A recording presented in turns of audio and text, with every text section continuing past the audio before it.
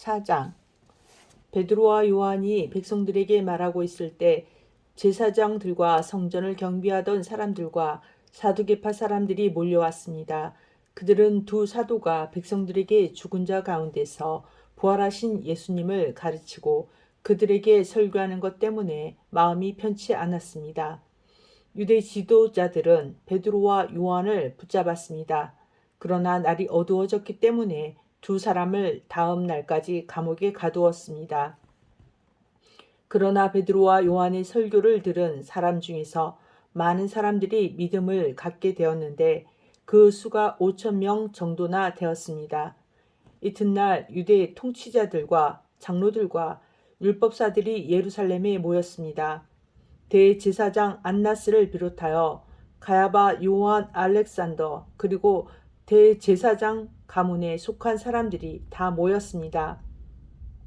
그들은 베드로와 요한을 앞에 세워놓고 도대체 너희가 무슨 능력으로 또 누구의 이름으로 이런 일을 하느냐라며 신문하기 시작하였습니다. 그때 베드로가 성령으로 충만하여 그들을 향해 다음과 같이 대답했습니다.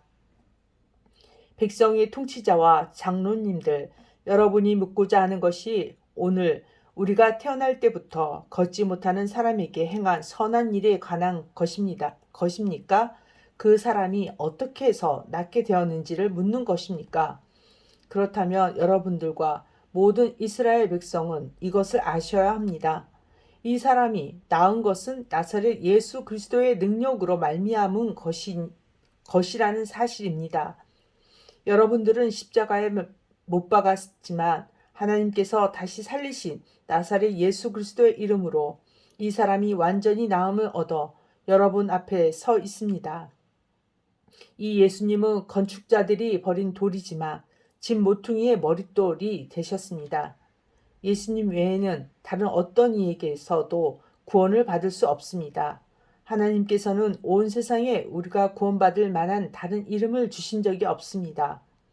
공의회 의원들은 베드로와 요한이 교육을 받지 못한 평범한 사람인 줄 알고 있었는데 이렇게 담대하게 말하는 것을 보고 놀랐습니다. 그제서야 비로소 그들은 베드로와 요한이 예수님과 함께 있던 사람이라는 것을 알게 되었습니다. 그들은 태어날 때부터 걷지 못하던 사람이었다가 지금은 나은 사람이 베드로와 요한 곁에 서 있는 것을 보고는 더 이상 아무것도 물을 수가 없었습니다. 그래서 그들은 베드로와 요한에게 공의회에서 나가 있으라고 한 뒤에 서로 의논하였습니다. 이 사람들은 어떻게 하면 좋겠소? 예루살렘에 사는 사람이라면 누구나 이들이 큰 표적을 행한 것을 알고 있소. 그리고 우리도 그것을 부인할 수 없어. 하지만 이 일이 사람들 사이에 더 이상 퍼지지 않게 하기 위해서라도 앞으로는 예수님 이름으로 아무에게도 말하지 말라고 그들에게 경고해 두는 것이 좋을 듯하오. 그래서 그들은 베드로와 요한을 다시 불러 절대로 예수님의 이름으로 말하지도 말고 가르치지도 말라고 경고했습니다. 그러나 베드로와 요한은 이렇게 대답했습니다. 우리가 하나님의 말씀을 듣는 것과 여러분들의 말을 듣는 것 중에 하나님께서 보시기에 어느 것이 더 옳은 것인지 한번 판단해 보십시오. 우리는 우리가 보고 들은 것을 말하지 않을 수가 없습니다. 조금 전에 일어난 일을 본 사람들이 하나님을 찬양하고 있었기 때문에 유대 통치자들은 두 사람을 어떻게 처벌해야 할지 결정할 수가 없었습니다. 그래서 그들은 몇 마디 경고만 더 하고 사도들을 놓아주었습니다.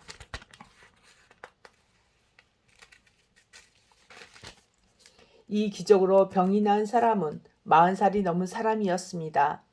베드로와 요한은 유대 통치자들에게서 풀려나자 동료들에게로 가서 대제사장과 장로들이 자기들에게 한 말을 그대로 전해주었습니다. 동료들은 그 말을 듣고 소리를 높여 한 마음으로 하나님께 기도했습니다. 하늘과 땅과 바다와 그 가운데 있는 모든 것을 창조하신 전능하신 주님, 주님께서는 주님의 종인 우리 조상 다윗의 입을 빌려 성령으로 이렇게 말씀하셨습니다. 어찌하여 민족들이 화를 내며 어찌하여 백성이 헛된 계획을 세우는가? 세상의 왕들이 일어나며 통치자들이 주님과 그분의 그리스도를 대항하기 위해 한자리에 모였다. 실제로 헤롯 안티파스와 본디오 빌라도가 이방인들과 이스라엘 백성과 합심하여 주님의 거룩한 종이며 주님께서 그 기름 부어 그리스도로 세우신 예수님에 대해 음모를 꾸미기 위해 이곳 예루살렘에 모였습니다. 이전에 주님께서 주님의 능력과 뜻대로 계획하신 일을 이 사람들이 그대로 행하였습니다. 주님, 이제 그들이 우리를 위협하고 있는 것을 굽어 살피소서. 또 주님의 종들이 주님의 말씀을 담대하게 말할 수 있도록 용기를 주소서. 주님의 손을 펼쳐 병을 낫게 해 주시며 주님의 거룩한 종 예수님의 이름으로 표적과 기적을 행하소서. 제자들이 기도를 마치자 그들이 모여 있는 곳이 흔들렸습니다. 제자들은 모두 성령으로 충만해져서 하나님의 말씀을 담대하게 전하였습니다. 믿는 사람들의 무리가 다 한 마음과 한 정신으로 자기 것을 자기 것이라고 말하는 사람이 한 사람도 없이 자기가 가지고 있는 모든 것을 서로 나누어 썼습니다. 사도들은 계속해서 큰 능력으로 주 예수님의 부활을 증언하였습니다. 하나님께서는 모든 사람들에게 더 많은 은혜를 베푸셨습니다. 그들 중에 부족한 것이 있는 사람은 한 사람도 없었습니다. 때로는 밭이나 집이 있는 사람이 밭이나 집을 팔아 판 돈을 사도에게 가져와 사도들의 발 앞에 놓았습니다. 그러면 사도들은 그 돈을 필요한 사람들에게 각각 나누어 주었습니다. 믿는 사람 중에 요셉이라는 사람이 있었습니다. 사도들은 그 사람을 바나바라고 불렀습니다. 바나바라 이름의 뜻은 격려하는 사람입니다. 바나바는 키프로스에서 태어난 레위 지파 사람입니다. 요셉이 자기의 밭을 팔아 그 돈을 사도들의 발 앞에 갖다 놓았습니다. 5장 아나니아라는 사람과 그의 아내 삽비라도 자기들의 땅 일부분을 팔았습니다. 아나니아는 땅을 판 돈에서 얼마를 떼어 몰래 숨겨놓고 나머지만 사도들의 발 앞에 갖다 놓았습니다. 그의 아내도 이런 내막을 다 알고 있었습니다. 그때 베드로가 말했습니다. 아나니아여, 어찌하여 사단이 그대의 마음에 가득하여 성령을 속이고 땅을 팔아 받은 돈 가운데 얼마를 떼어 놓았소. 그 땅은 팔기 전에도 그대의 것이었고 판 뒤에도 그 돈을 그대 마음대로 할 수 있었소. 그런데 어찌하여 성령을 속일 마음을 먹었어. 그대는 사람을 속인 것이 아니라 하나님을 속인 것이요. 아나니아는 이 말을 듣자마자 쓰러져 죽었습니다. 이 소식을 들은 모든 사람들은 몹시 두려워했습니다. 젊은이 몇 사람이 들어와 그의 시체를 싸서 밖으로 메고 나가 묻었습니다. 3시간쯤 지나서 아나니아의 아내 삽비라가 들어왔습니다. 삽비라는 방금 전에 무슨 일이 일어났는지 전혀 몰랐습니다. 베드로가 삽비라에게 물어보았습니다. 그대와 그대의 남편 아나니아가 땅을 팔아서 받은 돈이 이것뿐이요? 삽비라는 예, 그것뿐입니다. 라고 대답했습니다. 베드로가 다시 말했습니다. 어찌하여 그대와 그대의 남편은 서로 짜고 주님의 성령을 시험할 수 있단 말이오. 보시오. 그대의 남편을 장사 지내고 온 사람들이 문 앞에 있으니 그들이 그대를 메고 나갈 것이오. 그 말이 끝나자마자 삽비라는 베드로 앞에 쓰러져서 죽었습니다. 그 순간 젊은이들이 들어와 삽비라가 죽은 것을 보고 그녀를 밖으로 메고 나가 남편 곁에 묻었습니다. 온 교회와 이 일을 들은 모든 사람들이 큰 두려움에 사로잡혔습니다. 사도들은 백성들 사이에서 많은 표적과 기적을 행했습니다. 믿는 사람들이 솔로몬 행각에 자주 모였습니다. 그들은 백성들에게 칭찬을 받았습니다. 하지만 사람들은 감히 믿는 사람들의 모임에 끼어들지 못했습니다. 이런 중에도 주님을 믿는 사람들은 점점 더 많아졌습니다. 그리하여 남자나 여자나 믿는 사람의 수가 크게 늘어났습니다. 그러자 사람들은 베드로가 지나갈 때면 병자를 길게 데리고 나와 침대나 자리에 눕혀놓고 베드로의 그림자라도 그들에게 덮이기를 바랐습니다. 예루살렘의 주변의 여러 마을에서도 사람들이 몰려들었습니다. 그들은 병자와 악한 귀신에게 시달리는 사람들을 데려왔으며 그들은 모두 고침을 받았습니다. 대제사장과 사두개파에 속한 그의 모든 동료들은 사도들을 향한 시기심이 가득하였습니다. 그들은 사도들을 붙잡아 감옥에 가두었습니다. 그러나 밤중에 주님의 천사가 감옥 문을 열고 사도들을 밖으로 데리고 나가며 말했습니다. 너희는 가서 성전에 서서 이 생명의 말씀을 백성들에게 다 전하여라. 사도들은 이 말을 듣고 아침 일찍 성전으로 가서 가르치기 시작하였습니다. 대제사장과 그의 동료들이 도착하여 이스라엘의 모든 장로로 구성된 공의회를 소집하고 감옥으로 사람을 보내어 사람들을 데려오게 했습니다. 관리들이 감옥에 가 보았으나 사도들은 보이지 않았습니다. 그들은 돌아와서 그 사실을 알렸습니다. 우리가 가서 보니 감옥 문이 굳게 잠겨 있었고 간수들은 문을 지키고 서 있었습니다.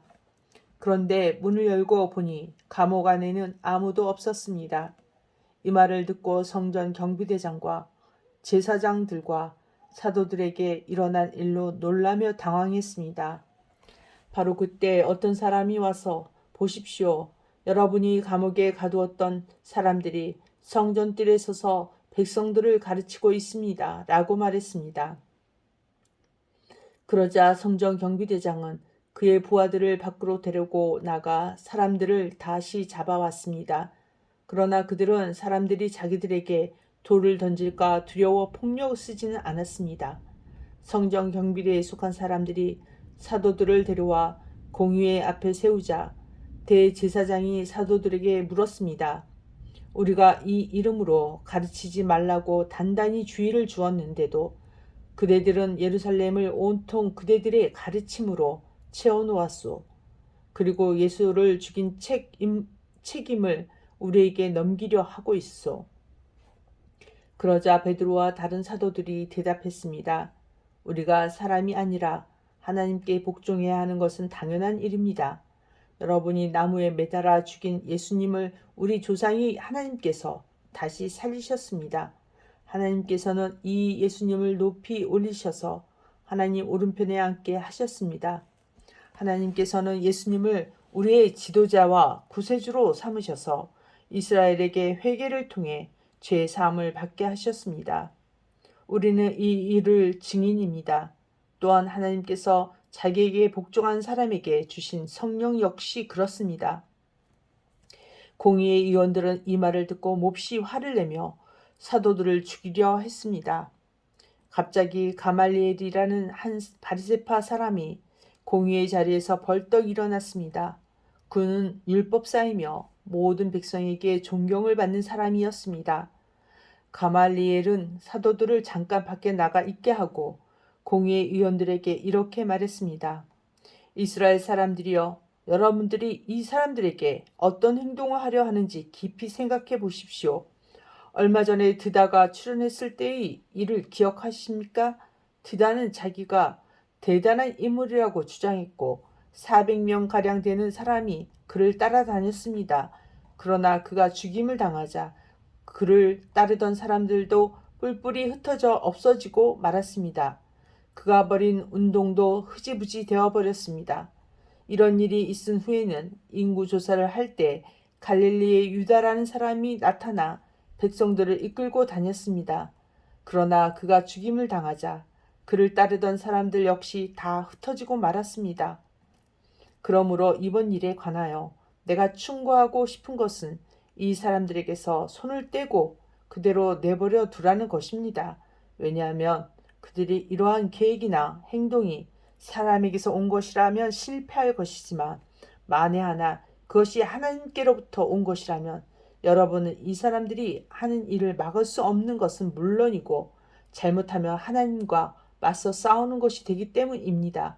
사람들은 가말리엘의 충고에 설득되었습니다. 그들은 사도들의 당시 공의회 안으로 불러들여서 매질을 한 후에 다시는 예수의 이름으로 말하지 말라고 엄하게 명하고 놓아주었습니다. 사도들은 예수님 때문에 모욕당하는 것을 영광이라고 생각하여 오히려 기뻐하면서 공의회를 나왔습니다. 그들은 날마다 성전뜰에서 그리고 집집마다 다니며 예수님이 바로 그리스도라는 복음의 내용을 쉬지 않고 가르치고 전했습니다. 아멘.